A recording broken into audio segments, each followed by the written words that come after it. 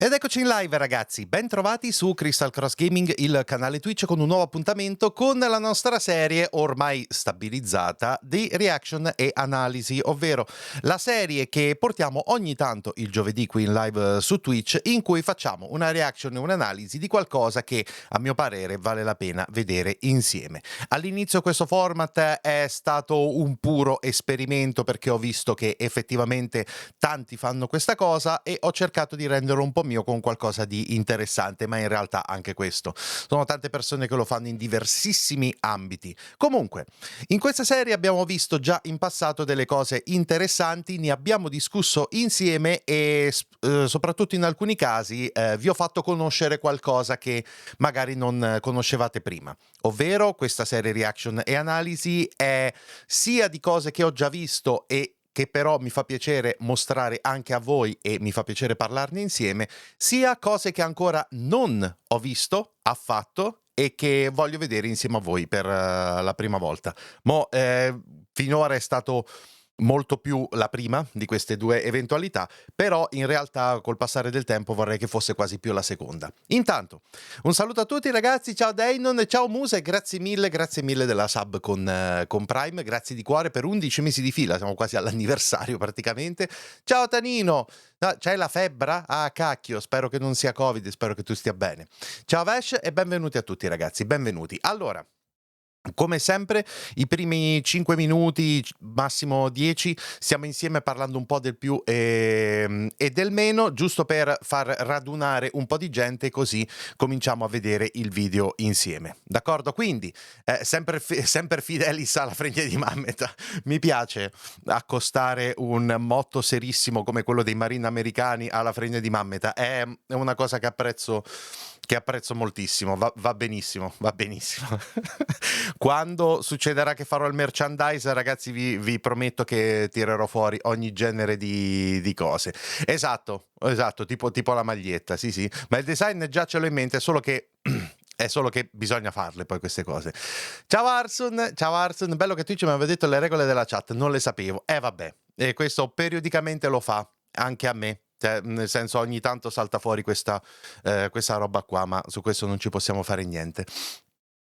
Allora, sì, vabbè, ma l'idea di questo tipo di merchandise ha voglia, ma c'è da un sacco di tempo e un periodo avevo pure intenzione di farlo, solo che lo store che ti permetteva di avere queste cose era francamente non un granché, ma siccome ne hanno aggiunti altri nel mentre proprio a YouTube, mi sa tanto che durante quest'anno eh, forse qualcosa inizierete a vedere sul canale e certo è una di quelle cose che francamente mi farà guadagnare molto poco ma rende tutto più comodo, quindi mi sa tanto che farò così, perché in fondo questo genere di cose sono più per ridere tra di noi che altro.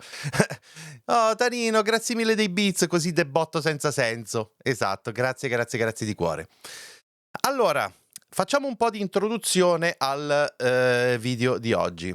Ok, Future, ciao. Hai hype per l'evento Xbox? Assai, perché sono molto curioso di vedere di che si tratta. Maglietta con sempre fidelis. Allora, la maglietta LFDM vi posso assicurare che prima o poi arriverà. Ragazzi, assolutamente, ma sarà tipo Supreme, avete presente? Però al posto di Supreme c'è scritto la fegna di Mammita. E questa è una cosa che accadrà senz'altro, ma non è finita qui, ce ne sono anche molte altre di cose che voglio fare a questo tema, però intanto ve ne ho spoilerata una, ma non è certo la prima volta che ve lo dico. Comunque, torniamo a noi. Un attimo di presentazione del video di oggi, ed è un video di un creator che noi abbiamo già visto in passato, la prima reaction in assoluto che abbiamo fatto, ovvero The Follow 76 di Internet Historian, e infatti anche il video di oggi è di Internet Historian, questo creator che è francamente fantastico e crea queste storie molto divertenti, però anche accurate, di certi eventi videoludici, ma anche non soltanto videoludici. E a sto giro parliamo della surreale, incredibile e proprio delirante storia di No Man's Sky, e anche truffaldina, purtroppo questo mi sento di dirlo, che però col passare del tempo ha avuto un risvolto, diciamo, più che positivo. Tra parentesi, il video, ragazzi, è di 3 anni fa.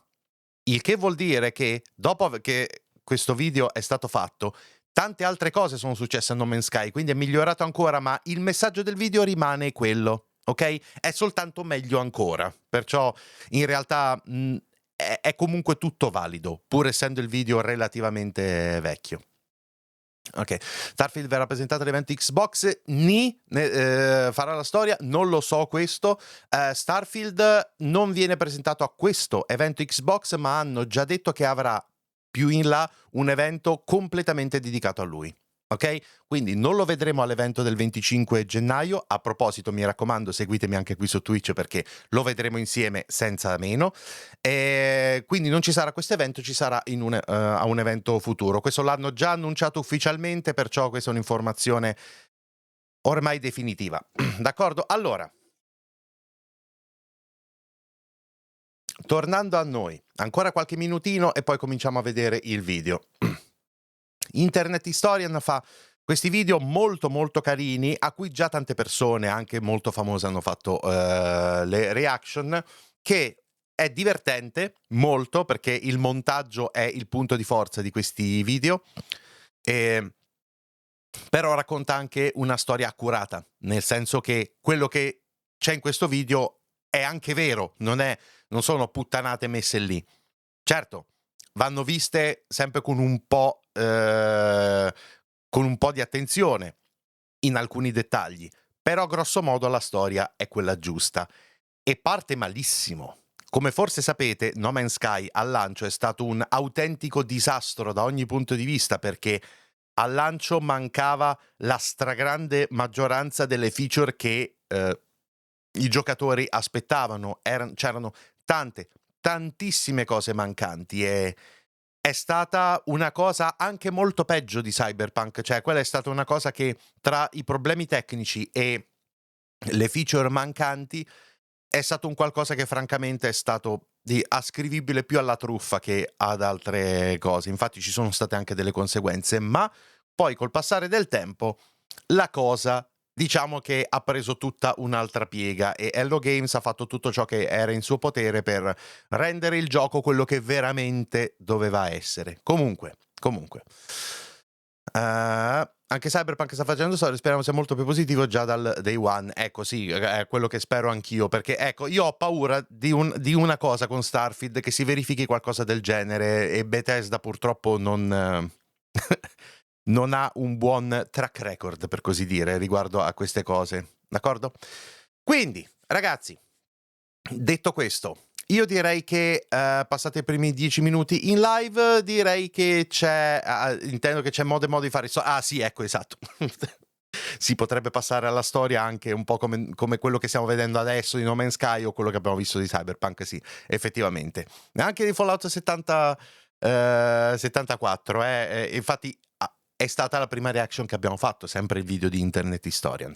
Detto questo, dai, è il momento di andare al video, quindi passiamo alla schermata principale e cominciamo. Prima di tutto, però, mi raccomando, seguitemi qui su Twitch se ancora non l'avete fatto, pigiate quel bel cuoricino, abbonatevi con Twitch Prime se ne avete la possibilità, perché aiuta davvero tantissimo il canale. Seguitemi anche sui social come Instagram e Telegram, dove c'è la community. Supportate il canale tramite i link affiliati come Amazon, Instant Gaming o tramite il Patreon, e iscrivetevi ai miei 2 canali YouTube. Tutti i link che vi ho detto sono qui sotto o tramite il bot in chat.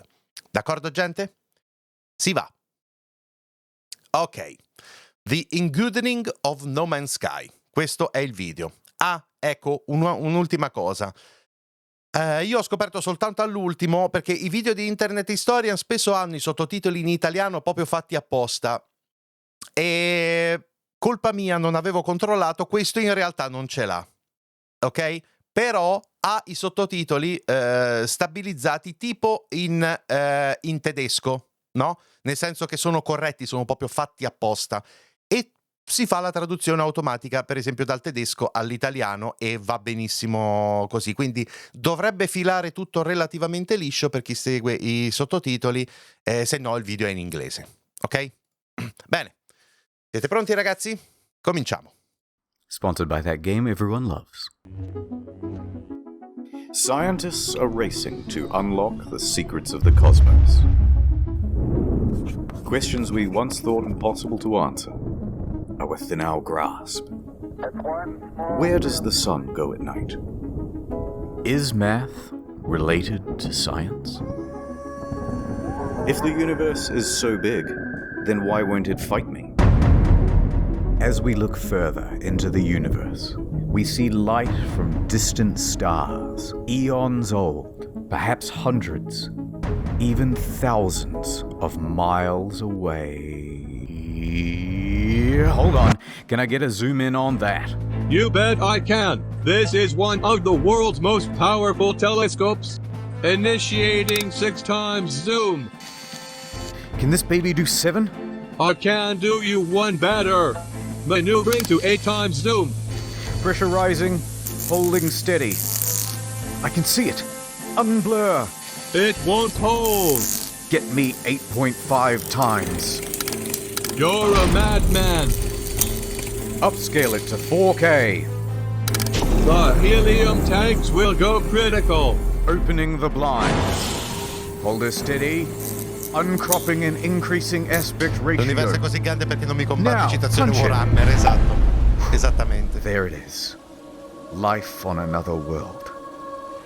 And to think, we owe it all to one indie development studio. Hello Games. Ciao giochi. Let's start at the beginning.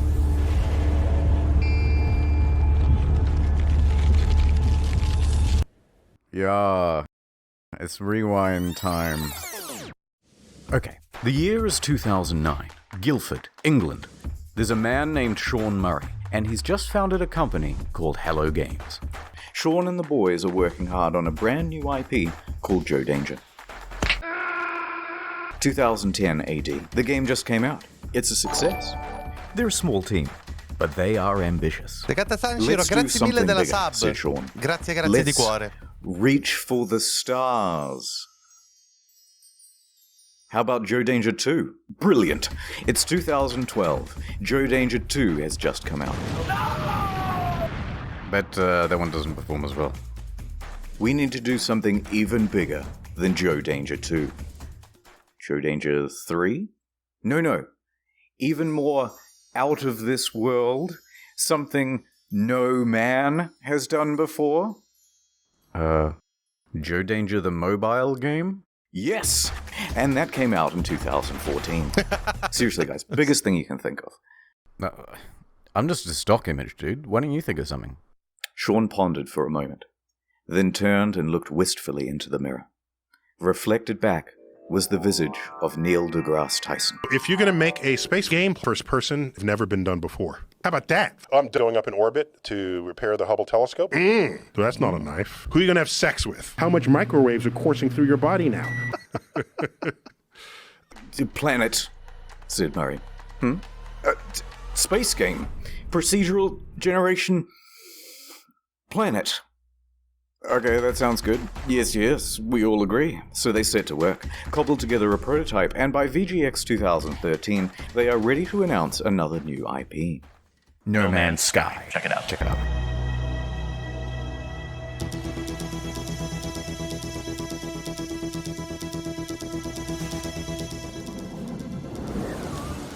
Oh, this is special.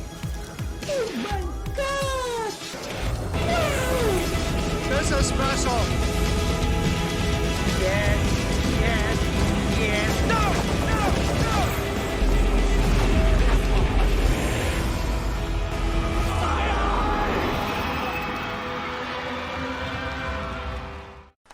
It's 2014, and it's E3 hype time.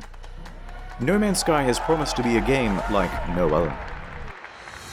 A practically boundless experience vibrant with life and color and things to explore. What's over there? You'll have to be the one to discover it. And then, wow, look at that big f***ing dinosaur, holy shit. And a moment later, we're in space, having a battle amongst a giant fleet. Claim a planet as your own. Explore the galaxy with your friends. Okay, that's it. This is going to be the best game ever, you guys. It even won awards for its hype. And it will release in June 2016. the hype train was officially loading up and ready to chug out of the station.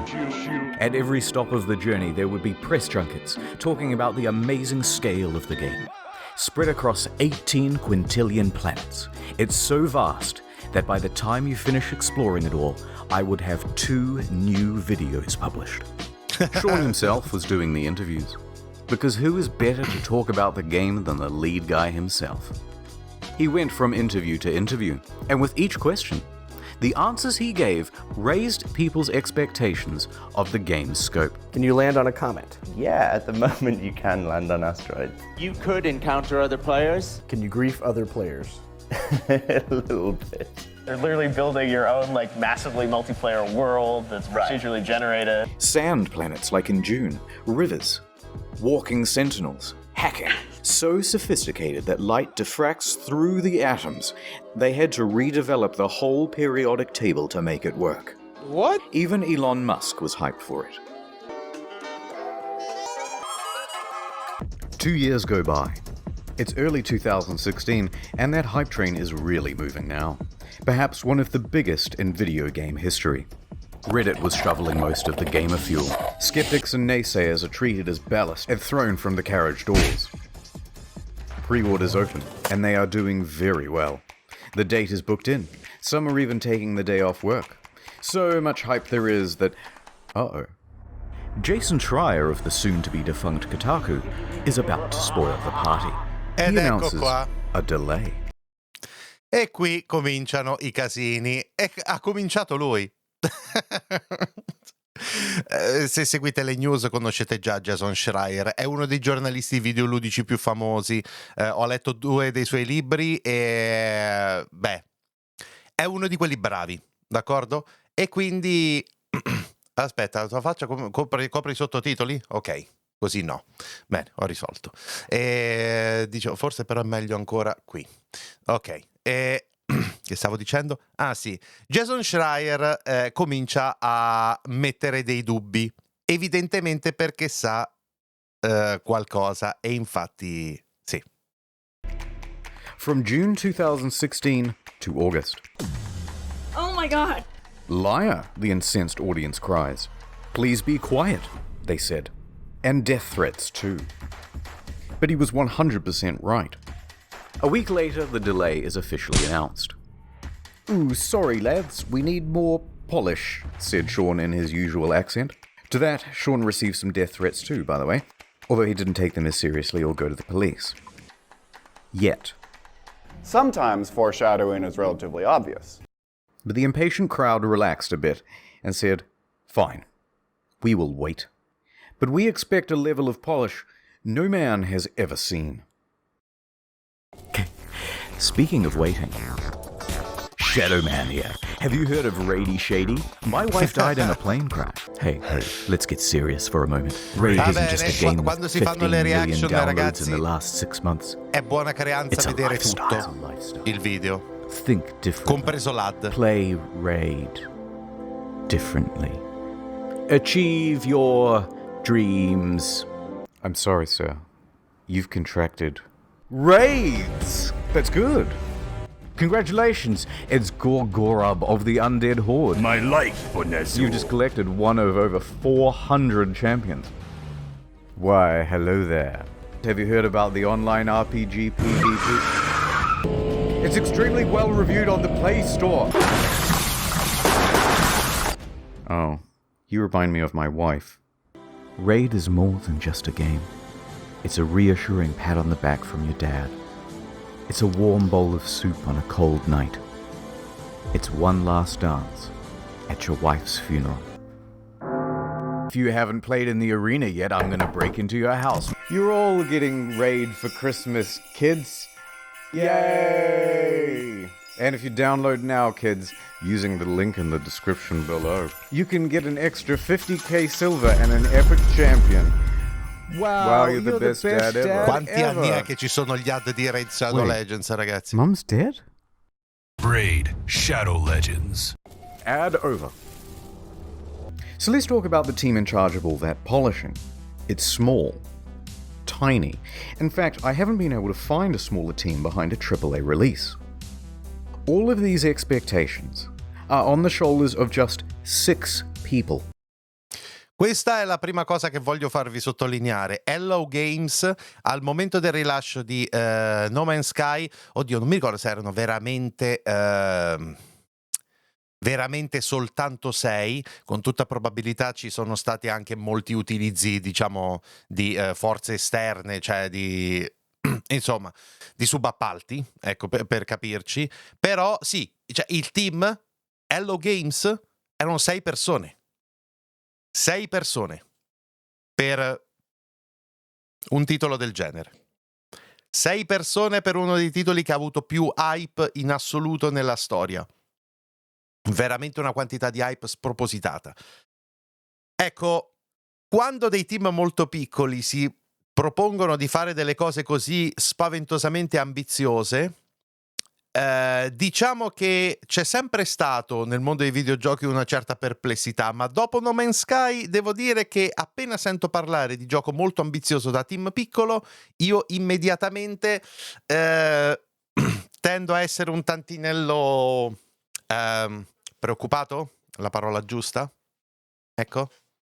Io che si è dimostrato a mezza truffa, magari fare una cosa un po' più ridotta ma buona, è esattamente quello il punto. Team piccoli danno il loro meglio quando sono cioè quando fanno delle cose di alta qualità ma legate alle loro reali possibilità.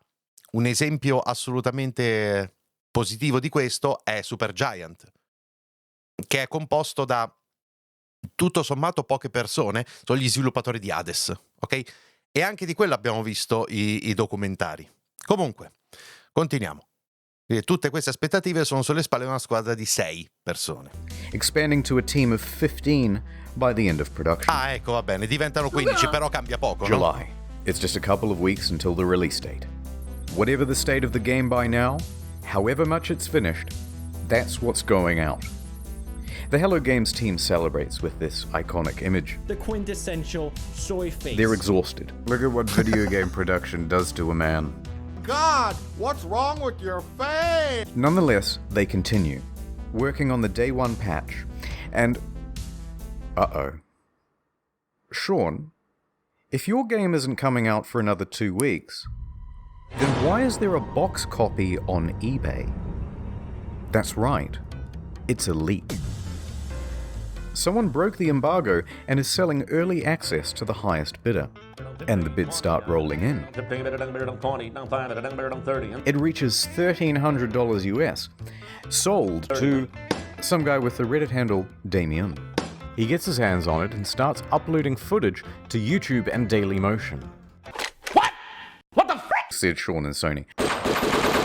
Damien finished it a lot quicker than expected, but he gave it a decent review. There are things I don't like, there are things I like, but at the end of the day, when I say to myself, what is this game supposed to be? This, what I'm looking at right here, this is what the game is supposed to be. He noted a few problems, but said he was optimistic that they would be ironed out with the day one patch.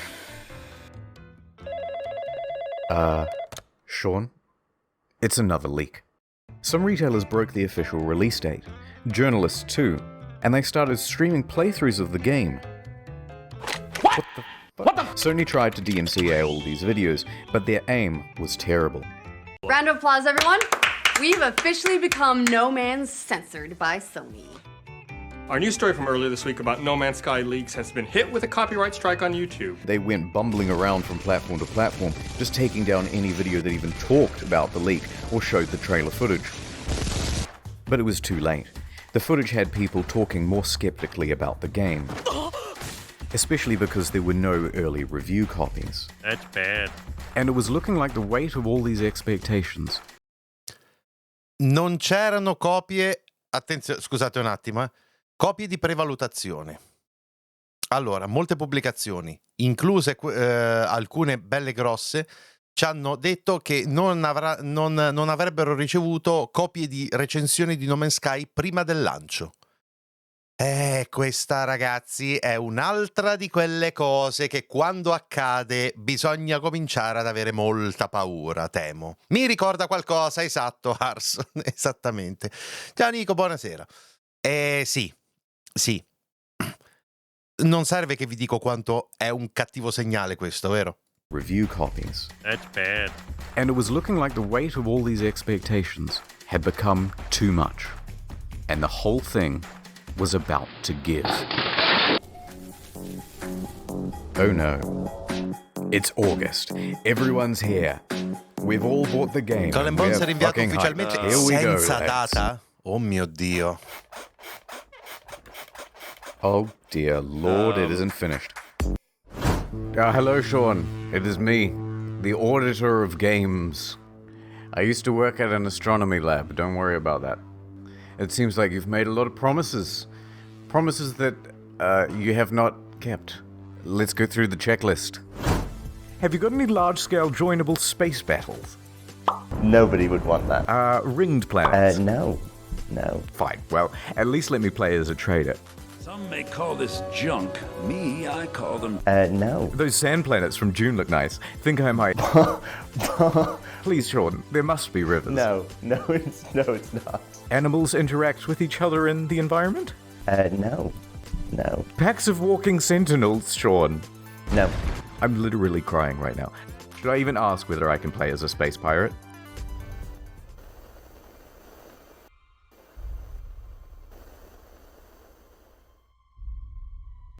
No.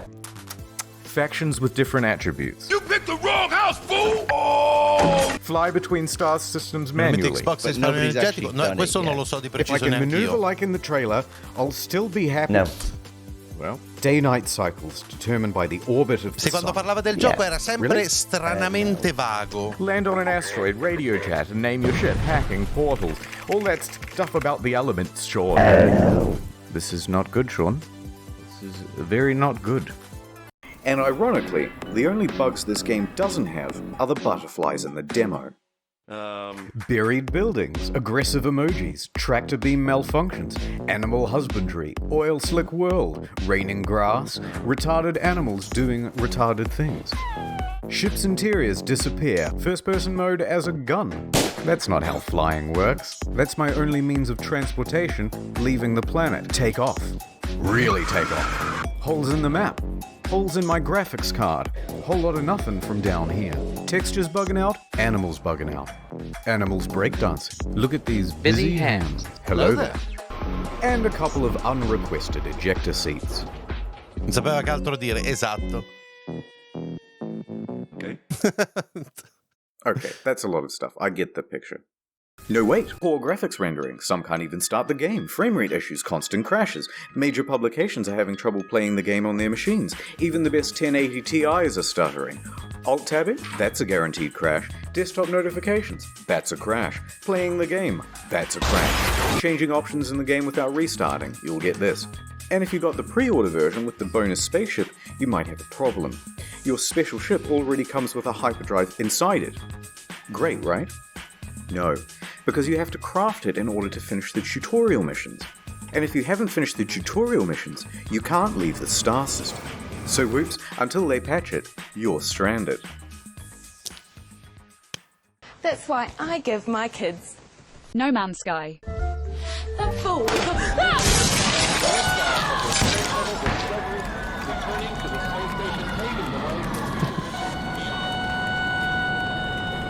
Ah, my ship's in bits!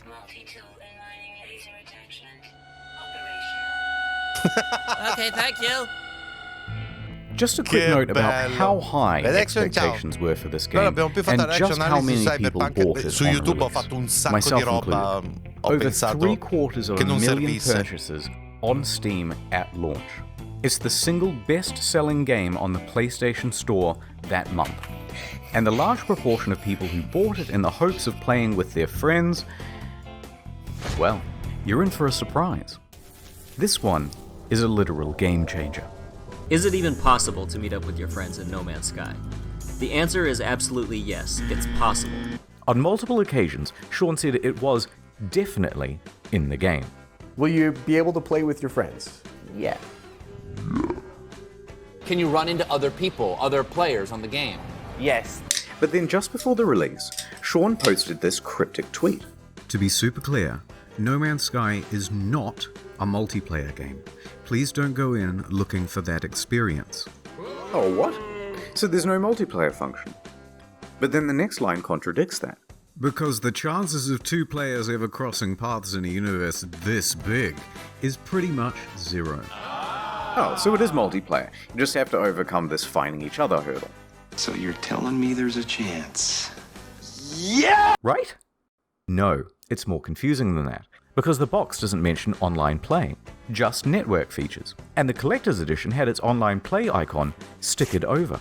So customers are going, which one is it, Sean? Just tell us if it has multiplayer or it doesn't have multiplayer. Sean wouldn't give any answers.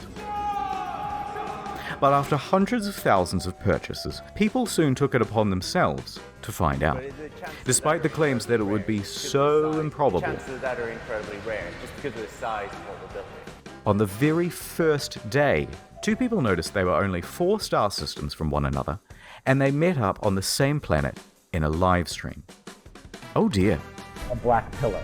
Our streams are exactly lined up. If you go look at my stream, we're looking at the exact same area right now. If you don't. E infatti. Yep, that's the same spot. And they can't see each other. I'm alone! That settles it. It's not multiplayer because it's so big. It's not multiplayer because it's just not fucking multiplayer. And this led to quite a revolt. What did Sean have to say about all this? So amazing, 2 people found each other on the first day. That has blown my mind. So why can't we see other players in game? Wow, so many of you playing. Yeah, Sean, but what? Truly amazing. My mind is blown. So what's the game actually like? Is it any good? That is a difficult thing to say. Well, it certainly is stylish and pretty, and there are a lot of places to explore. But that doesn't mean there's much to find. In fact, the game boils down to a very simple loop. Hold down the trigger to pick up resources, deal with a full inventory, get an upgrade, leave the planet, go to another planet.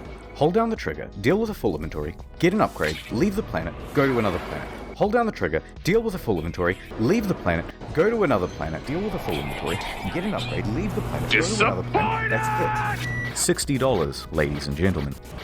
Refuel your multi-tool, refuel your life support, refuel a separate part of your multi-tool that shoots bullets instead of the mining beam, refuel your launch thrusters. It's busy work that makes it look like you have something to do. It's not real. How dare you? What followed was one of the most dramatic crashes in player numbers in gaming history. Questa mi ha Sales ucciso, in non me la the UK fell ricordavo. by 81% in the second week. Concurrent players on Steam dropped from Questo video è uscito 3 212,000 in anni fa, August quindi to molte just cose over mancano, però il 2,000 by messaggio September vale lo and stesso fewer than perché 1,000 by October. Vabbè, lo vedrete. And what followed that was perhaps the biggest pile-on in gaming history. Reviewers on YouTube panned the game. Oh, for fuck's sake! You done fucked it up! I had no hype, and I can tell you that, even without that disappointment, this game is hot garbage. Has anyone coined Sean Mourinho yet? Numerous times within the first 2 hours of the game, I kept saying, this is it? Fuck this shit. Reviewers in the media were almost as harsh. Devastating realization that most of the crafting, combat, and other activities you do on and between those planets ranges between bemusing and outright bad. The criticism was deafening. And a lot of it really funny and creative. Krobycat made a video that captured the sentiment of that day, and if you haven't seen it yet, you're missing out. So people are furious. The game is boring, and soon people discover that complaining about the game is actually more fun than playing it. Wait, I'm now 3.5 hours into the tutorial pretty much. So they started complaining about it like they were grinding for an achievement. This sucks. Fucking Minecraft in space! Many people made compilations of all the unfulfilled promises. One guy on the subreddit compiled a big list of all the missing features. Front page. Got a defense for No Man's Sky? Enjoy your downvote. In fact, the entire No Man's Sky subreddit was in such disarray it had to be locked. So by the end of the month, Metacritic was like scrolling through a bowl of Cheerios. By October, it was one of the worst rated games on Steam, with an aggregate of mostly negative from more than 70,000 reviews. The outrage at the game was headline news for weeks on dozens of games news publications, and the price on eBay and Amazon and secondhand at GameStop was crashing through the floor. Please, no more. But the beatings had only just begun. The demo planet was data mined and found to be, of course, totally scripted and not randomly generated at all. I've just got to pick one of these at random. If anything horrible goes wrong, just keep in mind that I've not been here before. It wasn't some level that we built or something like that, even though I think it looks quite nice in places. People watching this would wonder why you're showing this area again. Like, what's so special about demoing the game on this planet? Oh, no, it's just a place that looks nice. No, bad Murray. I could have ended the demo with some, sì, era arrivato all'inizio a un prezzo, cioè, GameStop era pieno, you know what I mean? mi the ricordo. Normal thing of like, and then a monster emerges from behind the mountains, you know?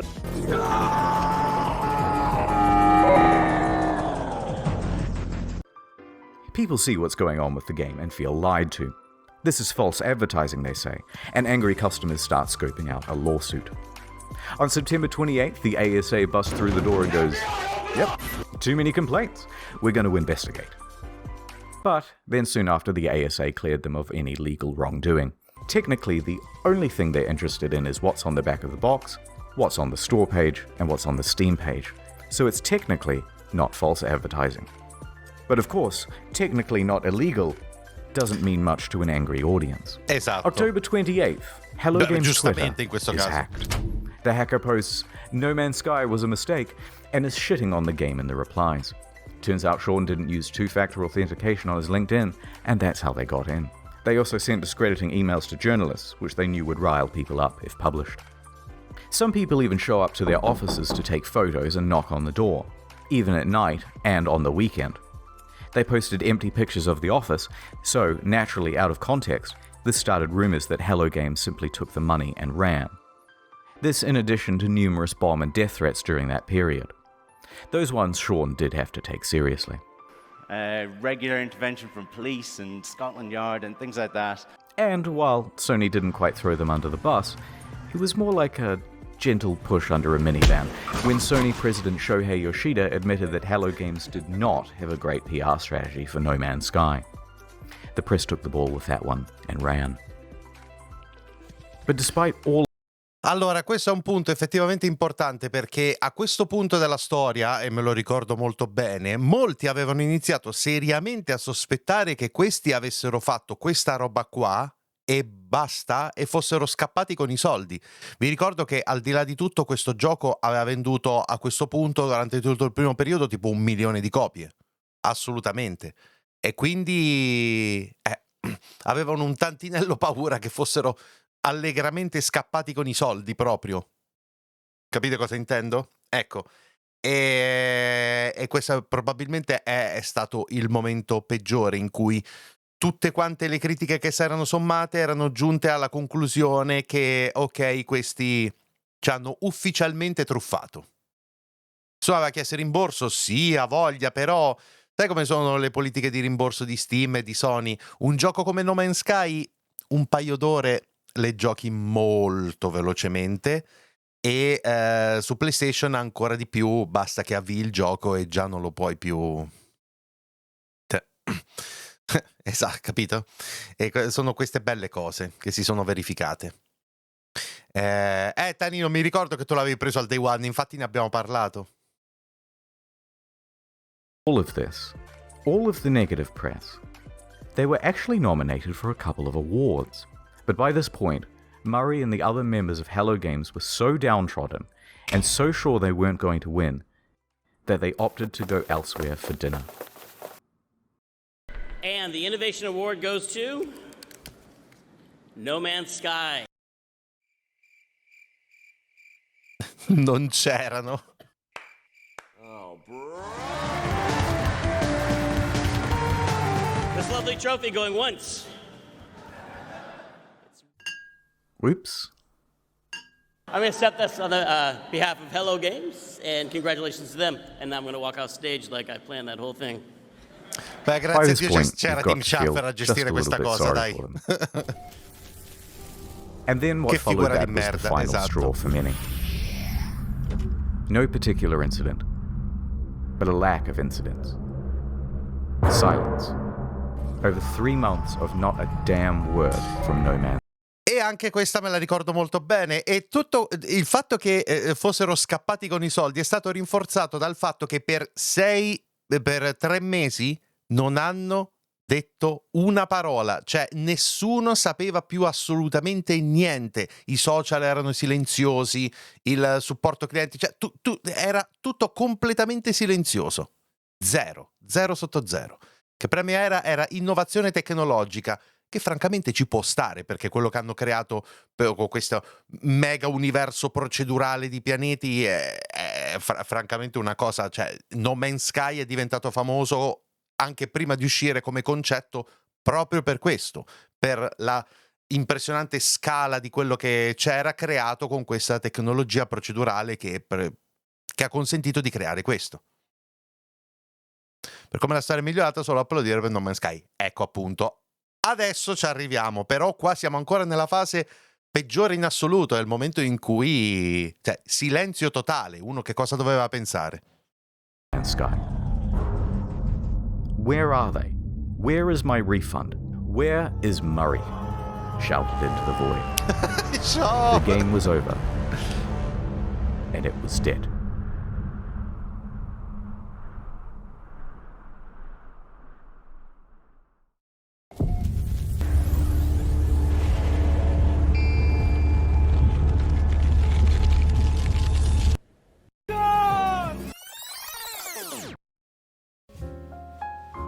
The year is 2000 AD. Sean has just graduated from university and is headed into the big wide world. He rises up the ranks at a number of studios, eventually working as a technical lead for Black and technical director for Burnout 3.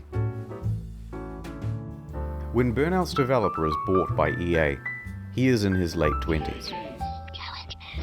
And he and 3 of his buddies decide to leave and start their own studio, Hello Games. This was a risky venture. So we'd done this incredibly foolish thing of like quitting our jobs, and then we had to sit down and try and decide what the game was going to be. Together they create their first title, Joe Danger. They work on this game day and night. In fact, even once they were arrested in their own office because the police thought they were there to rob the place, because who would be working at 11 p.m. on a Sunday night?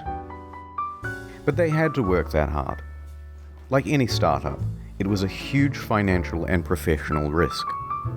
They had no income. They were working in a tiny room above an old tile shop, living off savings. And to keep the project running, Sean even sold his house. So we made a really tough and probably at the time seemed really foolish decision. It's kind of almost embarrassing for me to talk about. I sold my house and just basically went all in and funded what we were doing, which is not something I would recommend anyone else do. But by June 8th, 2010, Questa cosa, ragazzi, è una cosa che, a dir la verità, si verifica molto. Vi consiglio di vedere un'altra cosa, sarebbe bellissimo vederlo insieme, ma questo è proprio un film, quindi non possiamo vederlo insieme, cioè perché è proprio un prodotto comprato, non è un video su YouTube, ma il film Indie Game è una cosa che vi consiglio proprio di vedere. E capite come ci sono alcuni sviluppatori che hanno questa cosa, hanno un'idea in mente e la vogliono portare avanti a qualunque costo, a costo di vivere con niente per mesi o anni, o come nel caso di Sean Murray di vendere la casa, oppure di fare queste cose folli. E sì, questa è una realtà del mondo videoludico. Questa visione di tipo l'altra parte della storia che sta raccontando adesso mostra come Sean Murray in realtà non sia affatto un cretino, non sia affatto uno venuto fuori dal nulla. No, lui l'esperienza ce l'aveva, e come? Ha solo preso una strada un tantinello pericolosa, innovativa e un tantinello folle, per così dire. Che se venditi la casa... no, grazie, perché poi non ho più lo studio oltretutto, quindi come faccio? Quello magari no. Again, they had done it. The game was good.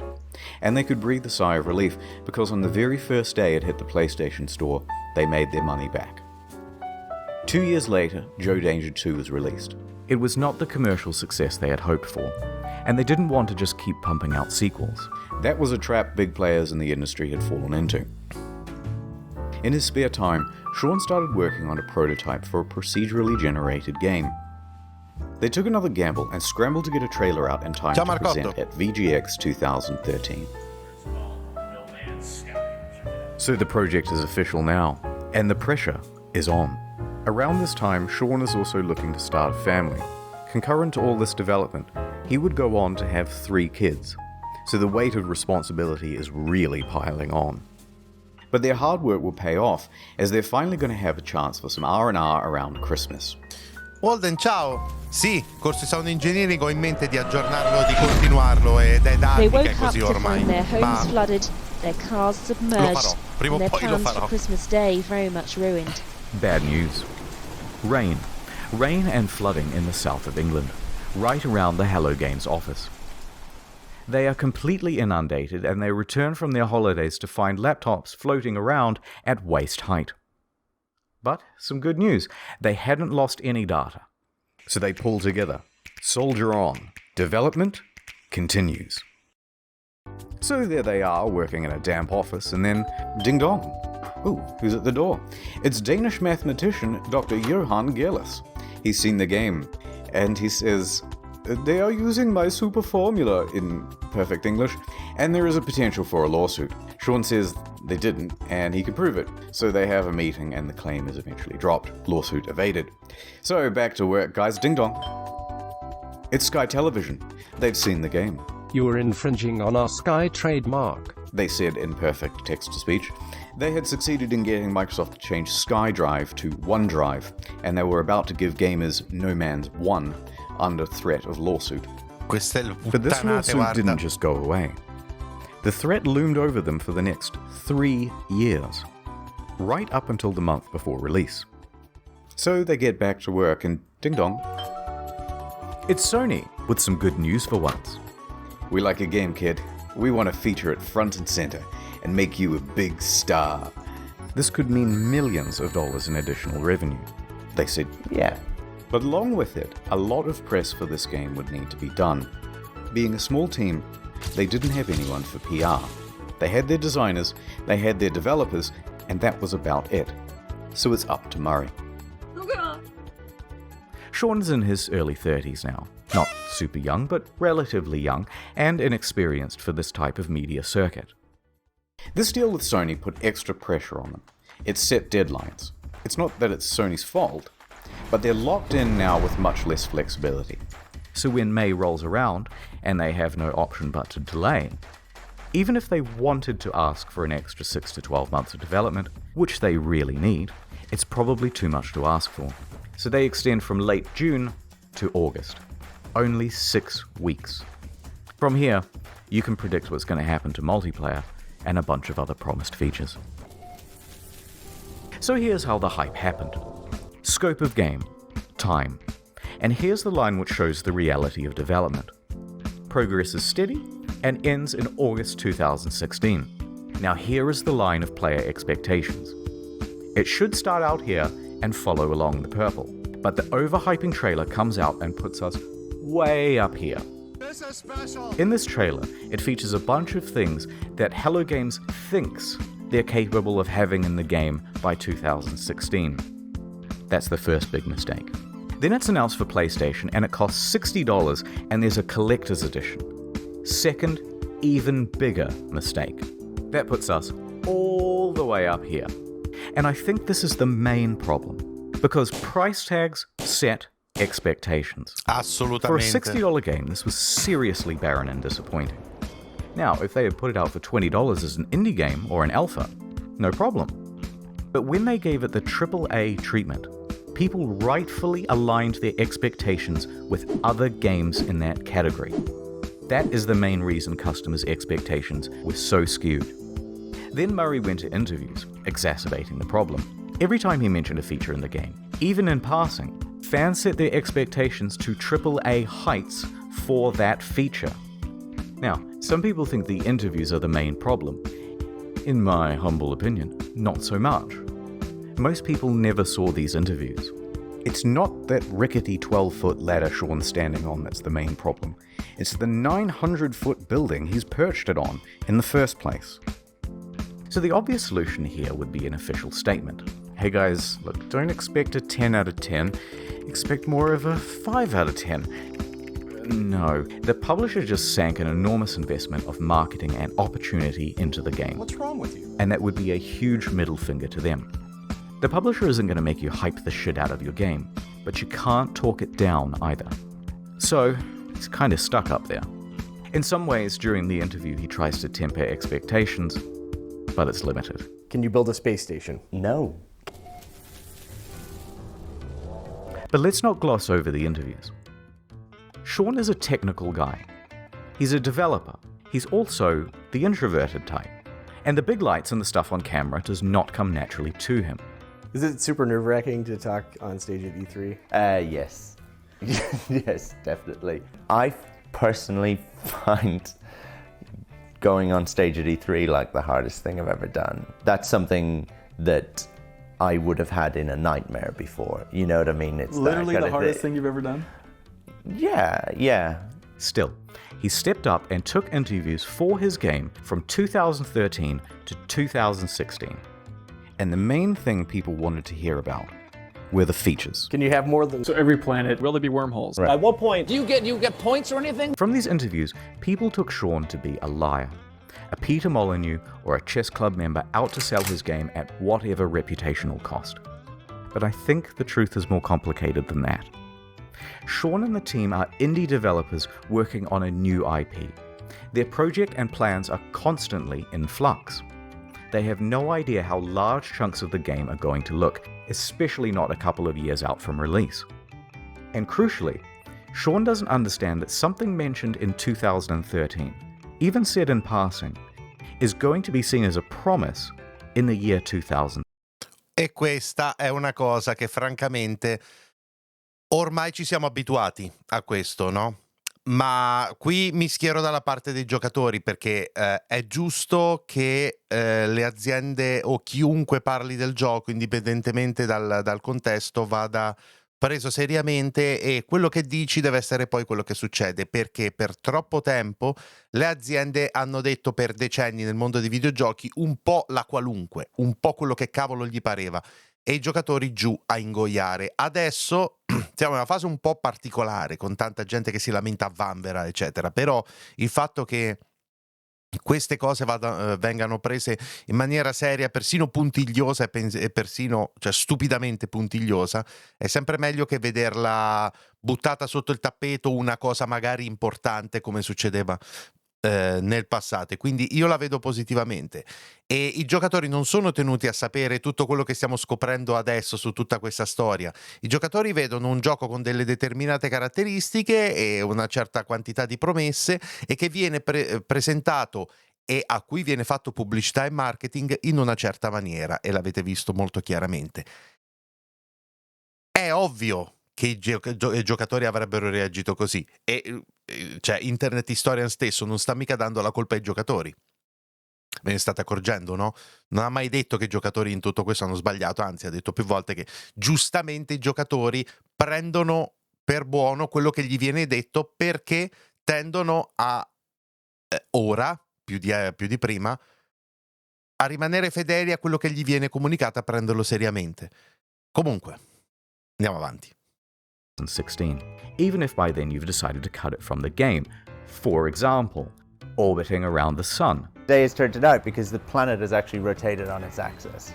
This originally was in the game, but it caused the player too much confusion. It kept being reported as a bug in the beta, as people left the planet and then returned to find everything different. But nonetheless, into the lying compilation it goes. So while they're still essentially formulating the game, the media all want a piece of Sean and to report on features first. Conversely, Sean thinks the reporters might help him to temper down things by emphasizing that Hello Games is an indie studio. But that is not how journalism is done. This is how journalism is done. Can you customize the look of your character? Sort of. Full customization confirmed in No Man's Sky. Periodic table to create atmospheric particles that would diffract light at just the right wavelength. Who the f*** told you? The press kind of operates downstream from the community. because things are click driven as to what stories you get served and things like that. But a rumor would surface from Reddit straight to the front page. There's all this hype, and the project has increased in scope dramatically and keeps increasing as the E per capirci, diciamo che i media come al solito ci hanno messo del loro. Perché purtroppo anche qui, esattamente come per i giocatori o per tante altre cose, io non sono certo uno di quelli che attribuisce alla stampa il ruolo di dover rettificare le cose. Il problema è che sarebbe carino che non le peggiorassero ulteriormente, cosa che invece succede in continuazione, ok? months go by. I giornalisti falsi come me, giusto? Questa è dai tempi di Cyberpunk. Beh, ottima citazione, Arso, ottimo.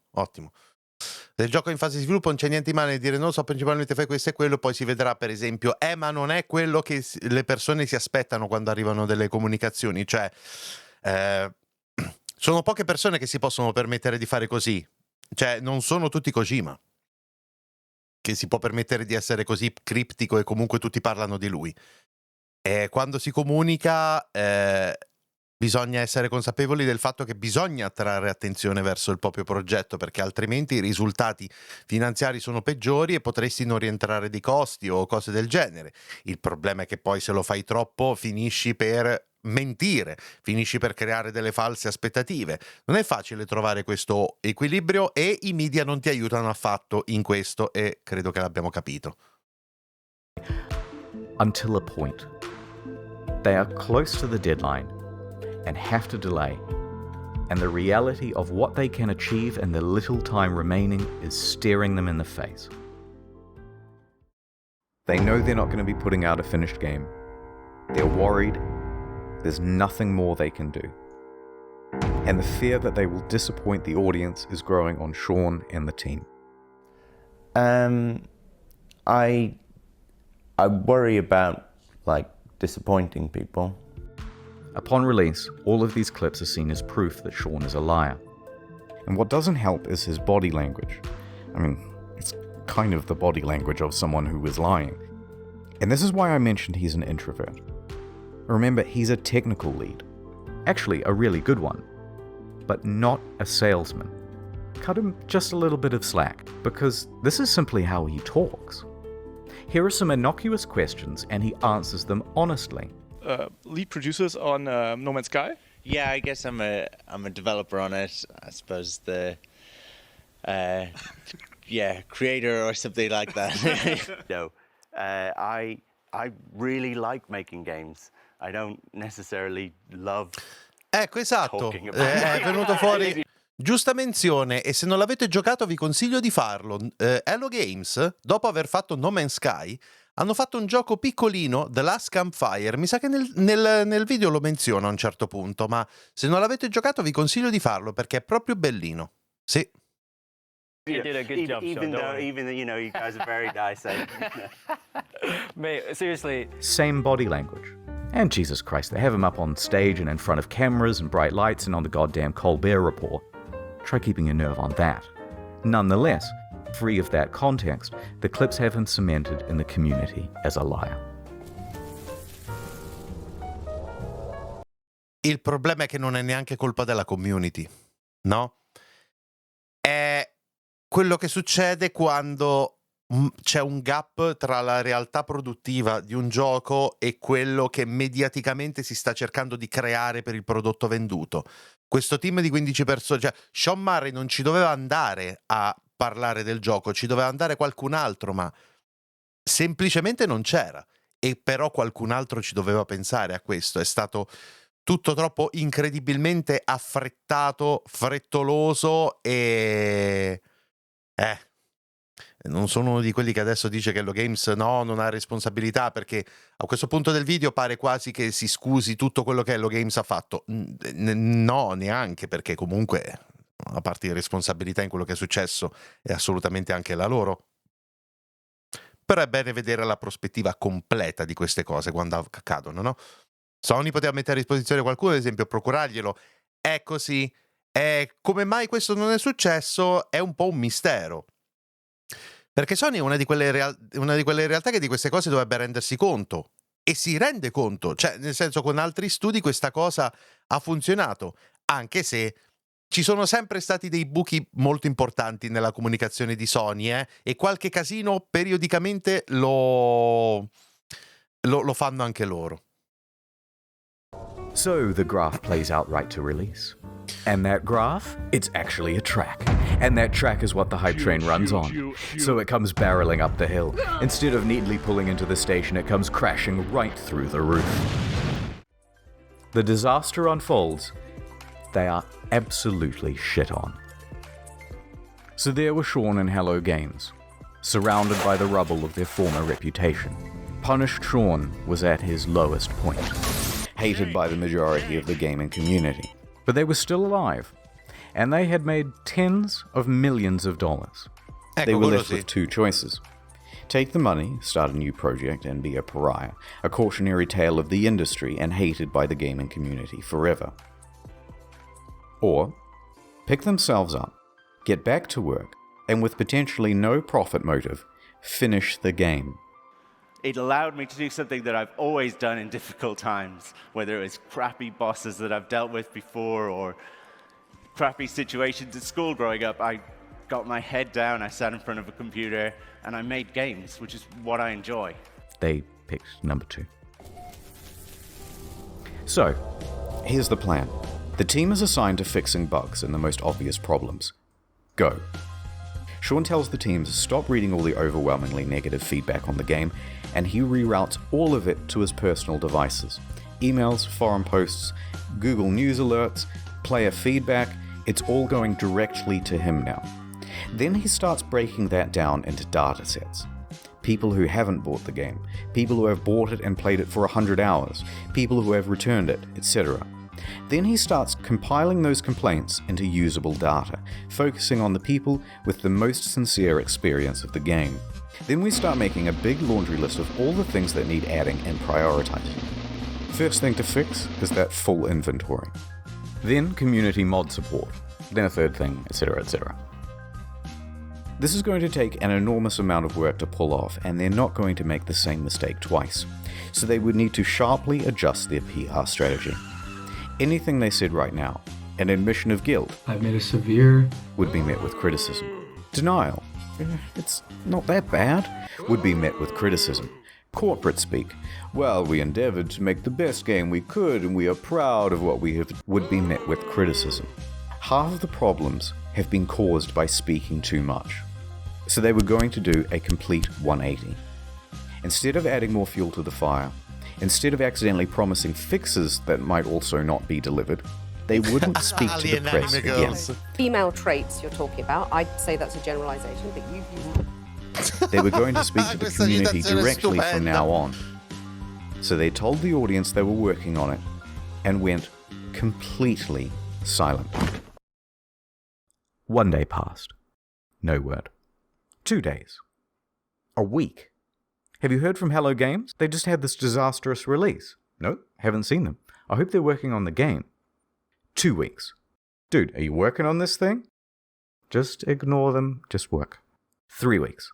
Okay, what the fuck is going on? WTF, it's locked. A month. They took the fucking money and ran, didn't they? Don't say anything, it's not going to help. 2 months. 3 months. By now, most people were convinced that the game was abandoned. They had made their money. It's all over. Esatto. Then, after over 100 days of absolute silence,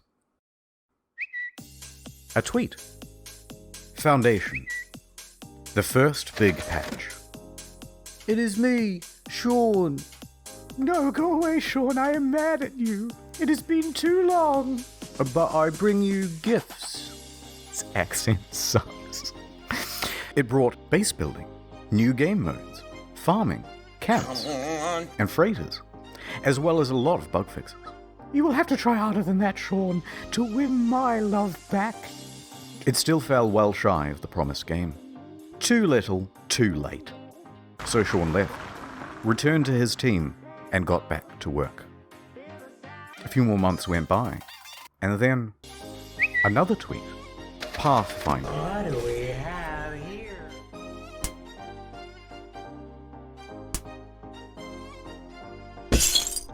What the fuck?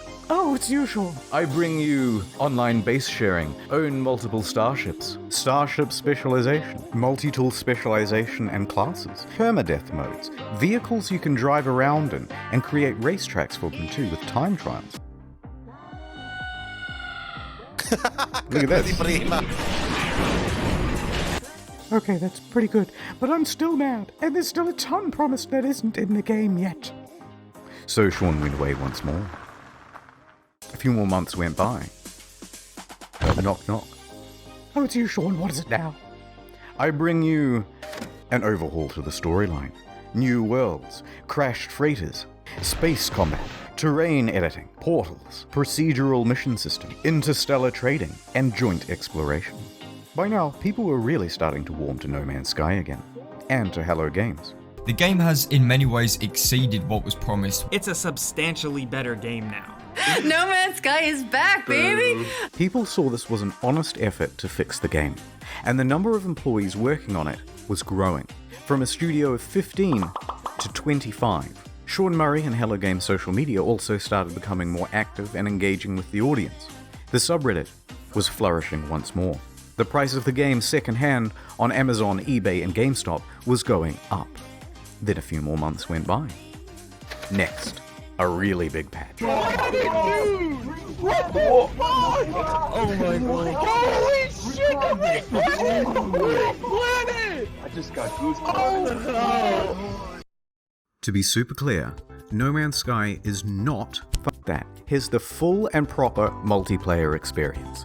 Ringed planets, third-person mode, character customization, a galactic atlas on an external website for the community, vast overhauls to base building and crafting and resources, and it also brought the game to Xbox.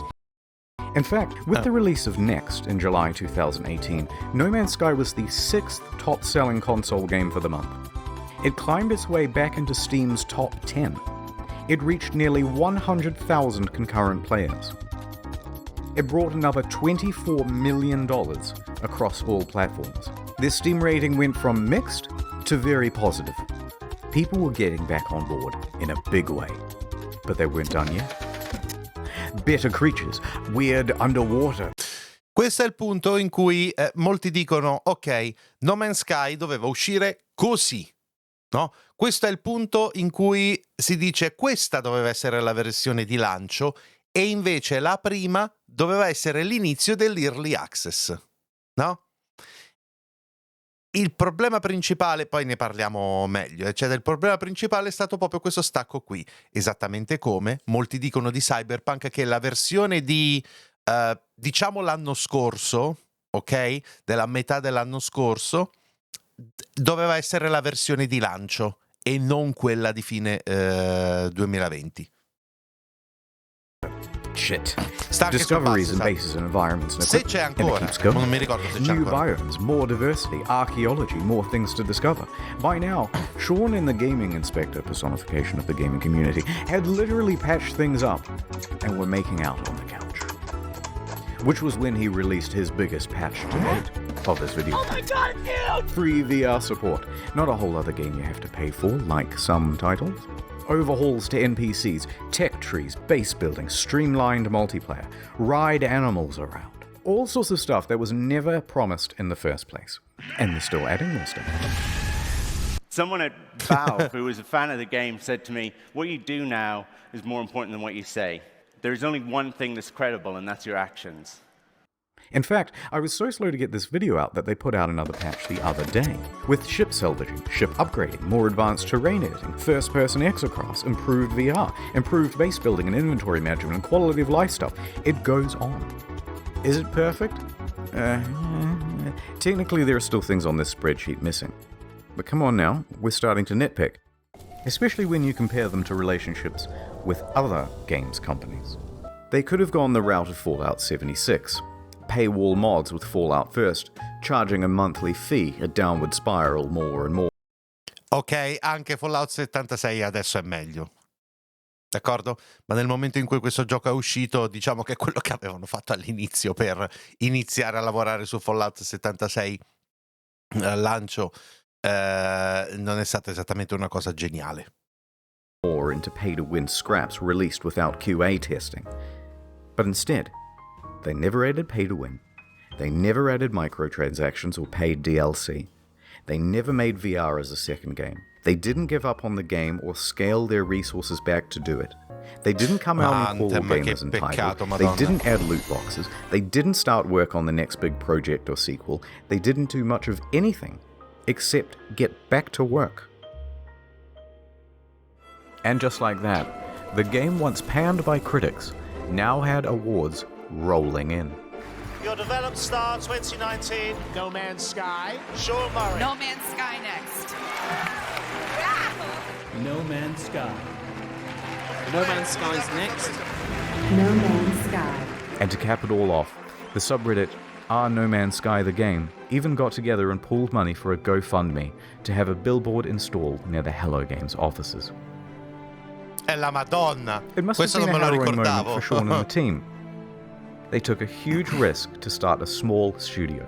They clawed their way up to create one of the most notable games of the console generation, disappointed pretty much everyone with the release, and took one of the biggest online beatings in video game history for it. As a family, post-release, we faced some really difficult challenges. Everything that you can imagine from like the worst of the internet, we hit. But then over the course of the next 3 years, completely turned it around and came out the other side with a win. It's the underdog story. And after doing all of this research, I couldn't help but come to the conclusion that they were the good guys. Gay! So what is the future for Hello Games? In 2017, they announced Hello Labs, a support program focused on original titles and games using procedural generation. Two of the team also branched off to work on a small title called The Last Campfire. Oh, ecco, questo qui. Segnatevelo e andatelo a vedere e giocatelo perché è veramente molto carino, io l'ho giocato intero. But for the foreseeable future, they're just working on No Man's Sky.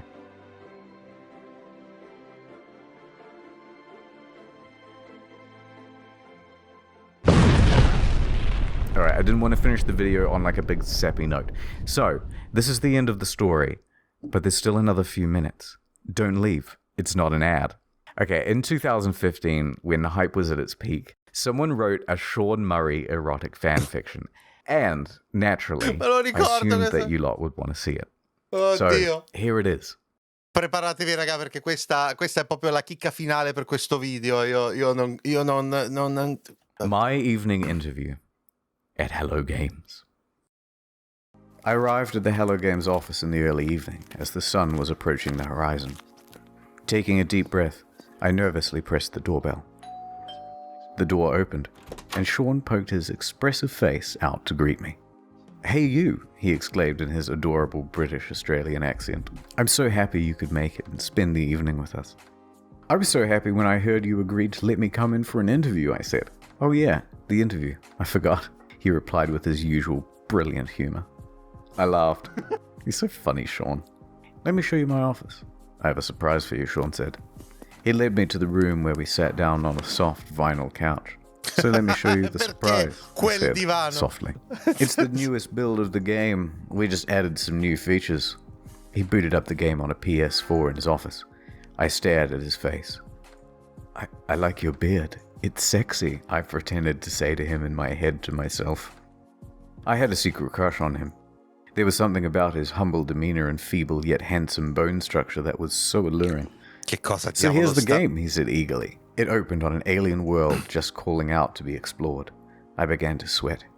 Here it finally was, in front of me in all of its glory, and it was being played by Sean in front of me in all of his glory. I nervously spoke. "Could I try playing?" I said. "Oh, I suppose, of course," he said, chuckling. But another few minutes passed without him handing me the controls. "Sean," I said more confidently. I put my hands on his hands as he gripped the controller.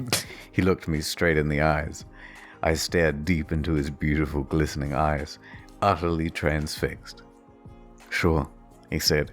He let go of the PlayStation controller, still sweaty from his firm grip. Cosa sta succedendo? "But I have another surprise to show you."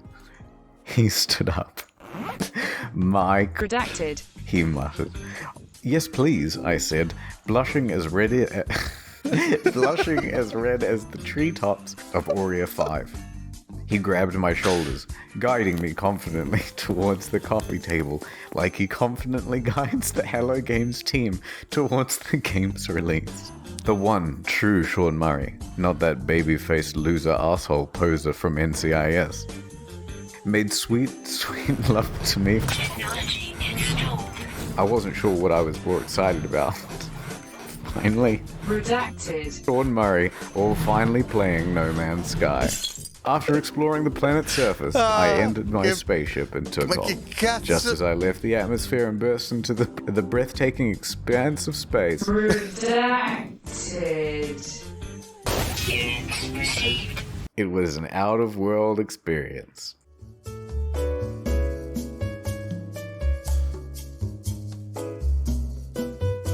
Ah, ok, grazie. Oculus Rift support, he uttered sensually. As I turned, I saw Sean's avatar standing before me in a beautiful, procedurally generated spacesuit. Like what you see, he said. It's time, everybody, he shouted. I heard footsteps slowly enter from the cramped office. I soon saw many spacesuits appear before me in-game. But as they took off their helmets, I realized that they were all the same Sean Murray avatar. I was about to be redacted by a group of Sean Murrays, but they all had one difference. Redacted. Each piece Redacted. was different. Non so dove va a finire questa cosa, thin aspetta. ones, long ones, curved ones. It was magical. As the Hello Games team began to... Redacted. From somewhere in the room, I heard Sean whisper, every... Redacted. Procedural. Procedurale. Also, I did a thing on the second channel. Please do check it out. I thought it was quite good. I love the videos on the second channel. It's some erotic fan fiction over there. So why not check it out? And that's it. Sorry it took so long. Ok. Va bene.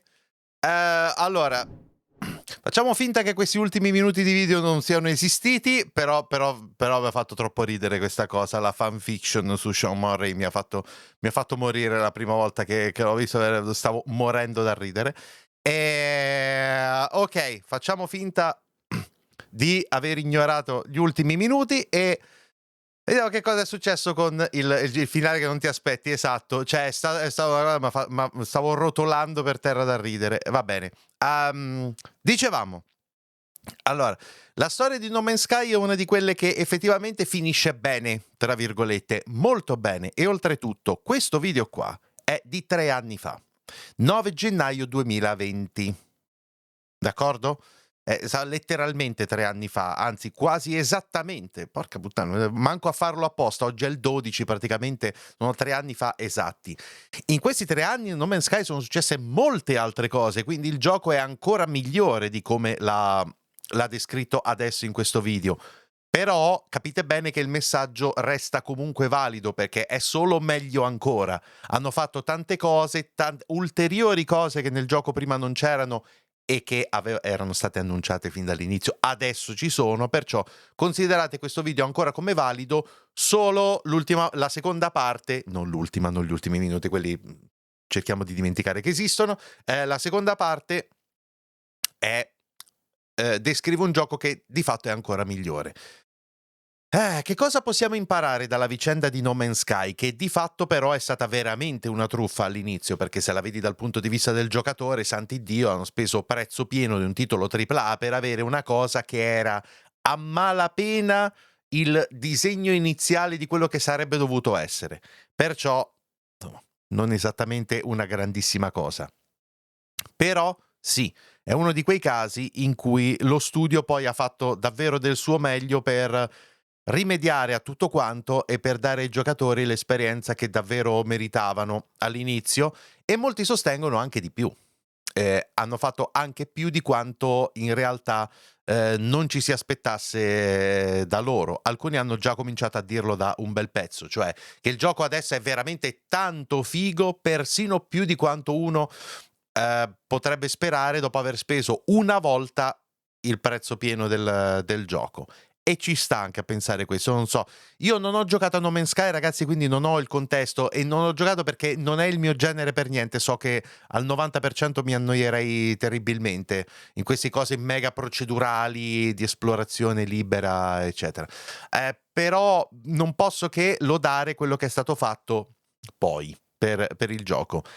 Diciamo però che non è esattamente la cosa migliore da fare per quando si lancia un qualcosa, e dobbiamo imparare, secondo me, una lezione più dalla prima parte, perché poi, come abbiamo visto a un certo punto, le persone temevano che questi fossero scappati con i soldi. Ecco, questo succede perché ogni tanto, cioè, capita proprio questo, e la tentazione di dire ok, è andata male, ci teniamo i soldi e passiamo ad altro è molto forte. Quindi anche se possiamo lodare tutto il lavoro di Hello Games e di Sean Murray e di tutti gli altri per quello che hanno fatto per No Man's Sky, e va benissimo, però lo dobbiamo considerare come una sorta di cigno nero, cioè di un qualcosa che può capitare come può non capitare, e sarebbe bene non finire nei casini fin dal principio, no?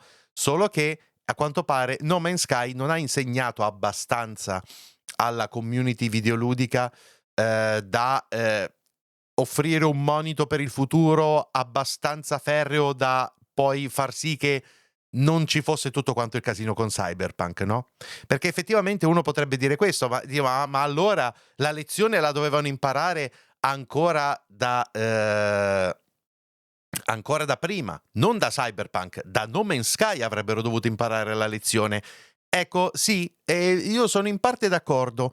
Credo però che No Man's Sky sia un titolo che, nonostante l'appeal, nonostante la quantità di copie vendute, sia lo stesso considerabile un po' di nicchia, perché è un tipo di gioco molto particolare e non tutti amano quel tipo di giochi là. Cyberpunk 2077 invece, pur avendo anche lui assolutamente una sua specificità, secondo me si rivolge a molte più persone, e secondo me il marketing di Cyberpunk è stato ancora superiore, e quindi la botta che c'è stata al lancio, con tutto il casino che abbiamo ampiamente coperto sul canale, come probabilmente sapete, credo che sia stato quello che veramente ha fatto capire a mezza industria videoludica che queste cose non si possono ripetere, più di No Man's Sky, che se vogliamo però è stato peggiore come cosa, perché Cyberpunk era rotto e con feature mancanti, No Man's Sky era ancora più rotto e con ancora più feature mancanti. Quindi, se vogliamo, la situazione di No Man's Sky era persino peggiore, tecnicamente parlando. Ecco, dopo Cyberpunk hanno tutti paura e sono super cauti. Abbastanza, sì. Non proprio tutti, evidentemente ancora qualcuno perde il pelo ma non il vizio, diciamo così. Però dai, è stato un messaggio molto importante per l'industria. Ha fatto molto male ai giocatori, ma ha fatto molto bene all'industria, secondo me, Cyberpunk. Ok? Notte Musa, grazie mille di essere passata. Allora, fatemi leggere un po' di commenti. Ora dicono che Starfield ha copiato No Man's Sky. Allora, ci sono effettivamente delle cose che ricordano un po' No Man's Sky, ma ci sta. Nel senso, prendere esempio, prendere spunto da alcune cose fatte da altri giochi è una delle costanti del mondo videoludico, quindi va benissimo. La cosa a me non ha mai disturbato più di tanto. Pare il nuovo futuro gioco di Sean sia perfino più ambizioso. Ah, guarda. Vabbè, diciamo che adesso credo che abbia imparato la lezione e adesso i soldini per fare le cose ce li ha. Quindi non so se avere fiducia o no a sto giro, però niente mi toglierà dalla testa il fatto di avere comunque un po' di paura. Dopo questo video ho capito che non basta avere idee e condividere con un piccolo team che ti è disposto a lavorare molto, servono tantissimi soldi, forse anche di più, soprattutto non partecipare alle interviste senza la presenza di un avvocato, ma non di un esperto di pubbliche relazioni. Io che non sei il capo supremo degli sviluppatori, neanche quello basta, perché se sei una personalità tecnica potresti non sapere come comportarti con la stampa e fare comunque degli errori, anche se sei il numero uno. Motore Vulcan che è fluido, ma stranamente un po' gli FPS sono ballerini. Vabbè, Immagino che neanche adesso sia perfetto, ragazzi. Il gioco perfetto non esiste, ma da quello che ho potuto vedere la community di No Man's Sky è piuttosto contenta del gioco, a grandi linee. Poi magari ci sono dei problemi specifici.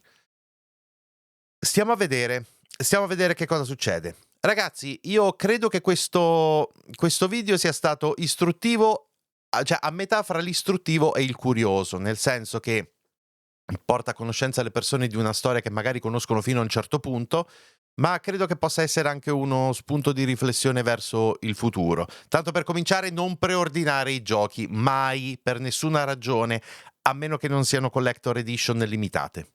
D'accordo? Perché non si sa mai che cosa può capitare, che cosa c'è dietro l'angolo. Non lo puoi mai sapere, quindi i tuoi soldi sono il tuo voto.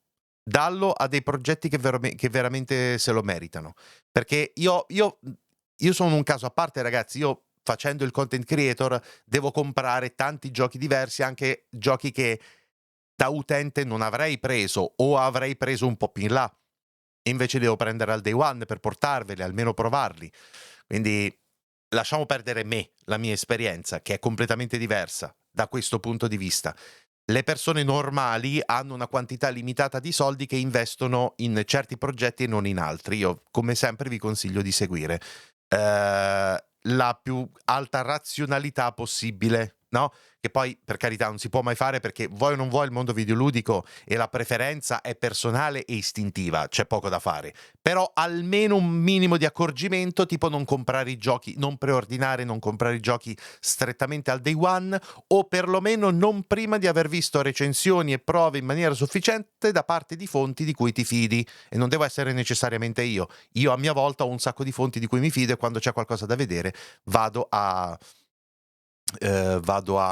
scoprire che cosa c'è riguardo a un certo progetto, e in genere salta fuori la magagna o anche il lato buono che magari non avevo visto. Un progetto che mi lasciava molto perplesso, magari vedo un video e mi ricredo. Successe con Immortals Phoenix Rising questo, ragazzi. Il progetto mi interessava, ma ero molto perplesso. Ma dopo aver visto un po' di video di persone che l'hanno recensito in anticipo e hanno fatto una prima impressione o una recensione mediamente completa, uno di questi fu Sabaku, se ben mi ricordo, che parlò proprio di questo gioco qui che l'aveva giocato in anteprima. Cambiai idea e dissi no, va bene, lo prendo, lo gioco al lancio e vediamo. Mai scelta fu più azzeccata, perché è probabilmente il mio gioco Ubisoft preferito degli ultimi anni. Quindi sì, è un monito anche questo a quello che si dovrebbe fare e a quello che non si dovrebbe fare, sia nello sviluppo dei titoli, cioè sia da sviluppatore che da utente. Fa anche degli accenni ai publisher e alla stampa, ma quelli ne possiamo soltanto parlare, non possiamo influenzare più di tanto, temo. Ciao Massese, lì che per la donazione te l'ha appena dato Nico sotto. Atomic Heart è un altro caso a rischio. Sì, è vero, ma diciamo che il progetto non dovrebbe essere così così ambizioso fuori parametro. Nel senso che io credo che Moonfish abbia eventualmente le capacità di riuscire bene in questo progetto, ma quello che è stato mostrato mi sembra tutto troppo bello per essere vero. Però la distanza tra quello che penso che possa in media ragionevolmente succedere e quello che viene mostrato dal marketing è un certo tipo di distanza. Con No Man's Sky era tipo così. Capite? È un po' quello che penso di Day Before. Non ho l'apertura alare sufficiente per dirvi quanto è distante l'opinione reale che ho io rispetto a quello che è stato mostrato dal marketing. Sì, Immortals, che bello. Quindi, ragazzi, allora, prima di salutarci, per chi vuole, adesso in via eccezionale vado in live sul secondo canale Twitch per giocare a Red Dead Redemption 2, per chi vuole rimanere in compagnia. giusto un'oretta e mezza, una cosa del genere. Fra una decina di minuti vado in live, quindi ci vediamo là per chi vuole, e per tutti gli altri ragazzi noi ci vediamo molto presto. Il prossimo appuntamento con le live qui sul primo canale Twitch è non domenica ma lunedì, perché domenica ho una serata extra al locale, quindi non posso fare la serata iscritti e followers, la farò invece il lunedì, o comunque ci sono tanti altri appuntamenti tra i vari canali Twitch e YouTube. D'accordo ragazzi? Quindi io vi ringrazio moltissimo per aver visto questa live insieme e spero che vi sia piaciuto il contenuto di reaction e analisi. La potete ritrovare sul canale YouTube domani come sempre. Grazie mille a tutti, mi raccomando seguitemi qui su Twitch se ancora non l'avete fatto, pigiate quel bel cuoricino, abbonatevi con Twitch Prime se ne avete la possibilità perché aiuta davvero tantissimo il canale. Seguitemi anche sui social come Instagram e Telegram dove c'è la community, supportate il canale tramite link affiliati come Amazon, Instant Gaming o tramite il Patreon e iscrivetevi ai miei 2 canali YouTube se ancora non l'avete fatto. Tutti i link sono qui sotto o tramite il bot in chat. D'accordo gente? A presto!